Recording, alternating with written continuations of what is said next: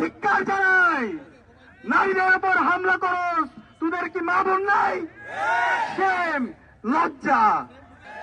আমার কাছে মনে হয় এই বিএনপি 12 ফেব্রুয়ারি ফেব্রুয়ারি পর্যন্ত যাওয়ার আগে তারা আগে পরাজয় মেনে নিয়েছে। আমরা চাই আপনারা আগে থেকে পরাজয় বরণ করার দরকার নেই, সুস্থতার রাজনীতি করেন। শহীদ জিয়ার যে বিএনপি, বেগম খালেদা জিয়ার যে বিএনপি, সেই বিএনপির আদর্শ বাংলাদেশপন্থী রাজনীতি করেন, তাহলে আপনাদের যে হারানো অতীত আছে সেটা ফিরে আসবে। আমি অনুরোধ করবো জনাব তারেক রহমানকে, এখনো সময় আছে, আপনার দলকে আপনি সংস্কার করেন। জুলাই বিপ্লবের যে আকাঙ্ক্ষা, শহীদদের যে আকাঙ্ক্ষা, সেটাকে ধারণ করেন। সন্ত্রাসী যে আছে, নারী হেনস্থাকারী যারা আছে, তাদেরকে আইডেন্টিফাই করে তাদেরকে বিচারের আওতায় নিয়ে আসেন। এবং আমরা দেখতে পাচ্ছি জনাব তারেক রহমান ঘন্টার পর ঘন্টা বক্তৃতা দেয়, কিন্তু তার সারা দেশের বক্তৃতার মধ্যে হায়ের পক্ষে আমরা কোনো ক্যাম্পেইন দেখতে পাই না।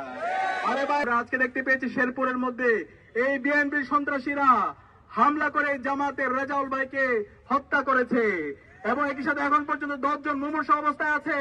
প্রায় 100 এর অধিক জনতা তারা আহত অবস্থায় হাসপাতালে আছে। আমরা কোয়েশ্চেন করতে চাই নির্বাচন কমিশনকে, আপনারা কি করেছেন? যখন এই প্রার্থীদের উপর হামলা হচ্ছে, জনগণের উপর হামলা করছে, রাজনৈতিক দলগুলোর উপর হামলা হচ্ছে, তখন এই আইন শৃঙ্খলা বাহিনীকে আমরা পালাতে দেখেছি।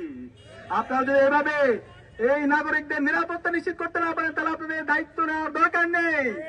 আমরা অনুরোধ করবো অন্তর্বর্তীকালীন সরকারকে এবং নির্বাচন কমিশনকে একটি ফ্রি ফেয়ার ক্রেডিবল নির্বাচন করার জন্য লেভেল প্লেইং ফিল্ড ইনশিওর করতে হবে। এবং যারা সন্ত্রাসী আছে, যারা দুর্নীতিবাজ আছে, যারা চাঁদাবাজ আছে, যারা বাংলাদেশে সেই মাসল পাওয়ার পলিটিক্স ফিরে নিয়ে আসতে চায়, তাদের বিরুদ্ধে ব্যবস্থা গ্রহণ করতে হবে।